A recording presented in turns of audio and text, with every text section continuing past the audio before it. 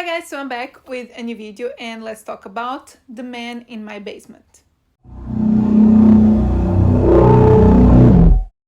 So I was actually not planning to review this film at all, but not today because I had something else planned. But I have to thank Disney and the lead company for kindly sending this one to me.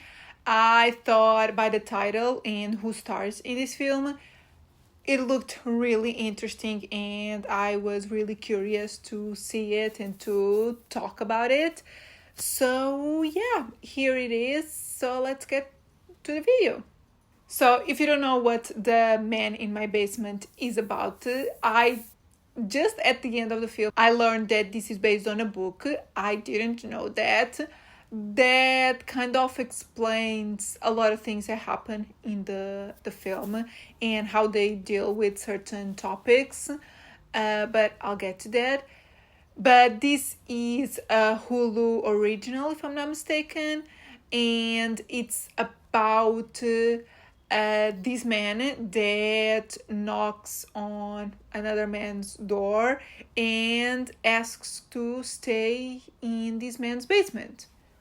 Pretty simple, but there's definitely more to it, and I was really curious to find out what it was. Also, as I said, the thing that also made me excited about the film was the cast. So this stars Willem Dafoe, which was the big name that I he does some wild and interesting films, so I was really excited because of him. But it also stars Corey Hawkins and Anna Diop, who I know from the Titans series.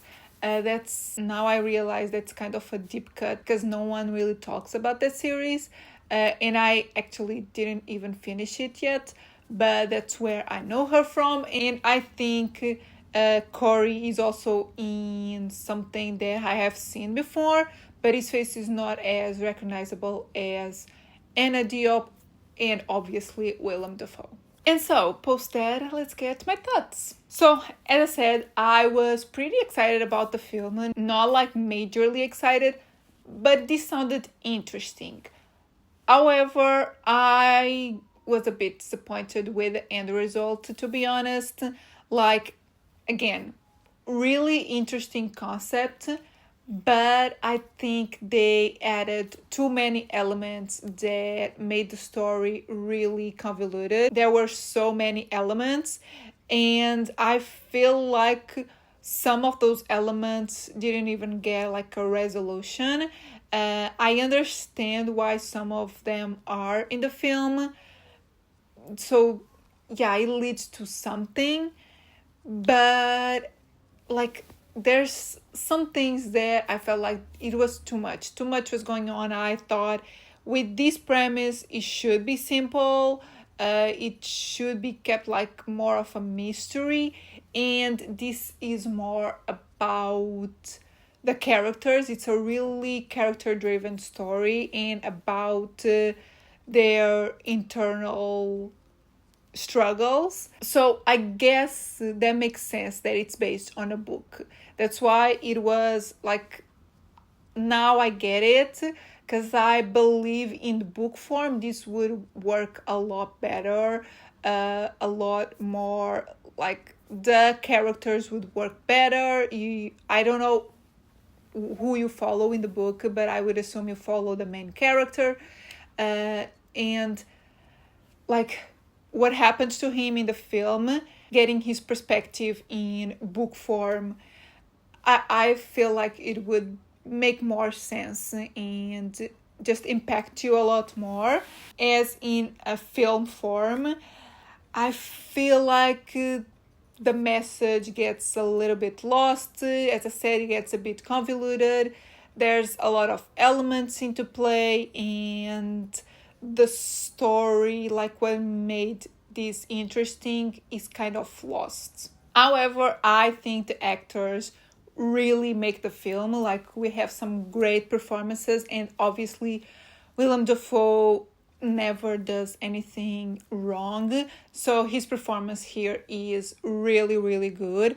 Everyone is really good, and I think that's what made the film kind of work and at least made me interested. Like, their performances were really like strong. The cinematography, I had a little bit of an issue. I don't know if it was my screener or it, like, the film really is that way, but towards the end I was so on board with the cinematography. But in the beginning there were a few shots that the color grading was just off, like very not saturated, like very faded. And like it's the same scene when they cut to a different angle, like it just, the color grading wasn't the same in like the same scene. Like the different shots in the same scene didn't have the same color grading, and that was really jarring. I don't know if again it was just my screening, but yeah, it happened like a couple times in the beginning of the film. Towards the end, either it wasn't as noticeable or it didn't happen, and I liked the cinematography just looked better towards the end of the film. And yeah, I guess I should also mention that this is kind of a slow burn, so definitely not for everyone. It's kind of a long film for what it is. It's almost 2 hours, and you kind of feel the runtime. I stopped multiple times just to do some other things, and every time I paused the film, there was still like a lot left.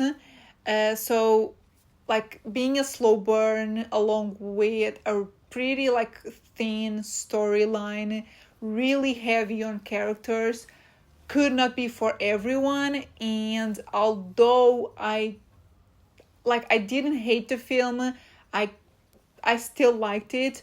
I don't think it's as strong as I wanted it to be. So post that, let's get to my scores. So overall, I'm gonna give the film a 2.5 out of 5. I think it's a pretty middle of the road film. It's not a good one, but it's not bad either. Like, it has its moments. The performances are definitely really good. The cinematography, it's okay. And the story isn't necessarily bad, but as I said, it's more about the characters. So the main plot that sounded interesting, it's not really the focus of the film. Cinematography, I think I'm gonna give it a 3 out of 5 because of the issues that I had in the beginning of the film. It just kind of bothered me. And originality, I think I'm gonna give it a 3 as well.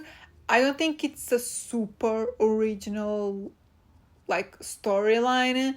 It sounds original and it's an interesting concept, but where it goes, I don't think it's super original. So guys, these are my thoughts on The Man in My Basement. Unfortunately, not as strong as I wanted the film to be, but if you are interested in the film, I think it premieres on Hulu tomorrow, 26th of September. And yeah, if you end up watching the film or if you have already seen it, please tell me in the comments what you thought. If you read the book, please tell me. I think it's titled the same, The Man in My Basement. And if you read the book and saw the film, please tell me how it compares and if it makes more sense in book form. And yeah, if you liked the video, give it a thumbs up, subscribe if you're not subscribed yet, and I'll see you in my next video. Bye!